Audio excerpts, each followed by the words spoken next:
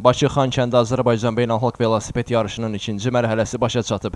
Velosipedçilər bu etapda Sibrizdən start götürərək İsmayıllıya qədər 193,3 kilometrlik məsafə qət ediblər. Daha çətin profili ilə seçilən ikinci mərhələdə iştirakçılar 3 dağ yoxuşu və 2 sprint təsnifatında qüvvələrini sınayıblar. Mərhələnin qalibi Qazaxıstanın XTS Astana komandasının üzvü Yevgeni Fyodorov olub. O həmçinin sprint növündə ən yaxşı nəticə göstərərək yaşıl köynəyə layiq görülüb. İkinci yeri İtaliyanın Salition Tex Nippo Rally komandasının İsveçrəli velosipedçisi Aleksandr Balmer tutub.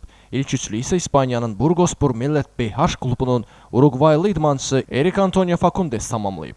Mərhələ qaliblərinin mükafatlandırma mərasimində medalları Azərbaycan Velosiped İdmanı Federasiyasının birinci vitse-prezidenti Sahib Ələkbərov, Olimpiya çempionu Aleksandr Vinokurov və digər rəsmi şəxslər təqdim ediblər. Qeyd edək ki, yarışın ilk mərhələsində Çinin Lening Star komandasının Belaruslu üzvü Aleksey Şinriko qalib olmuşdu.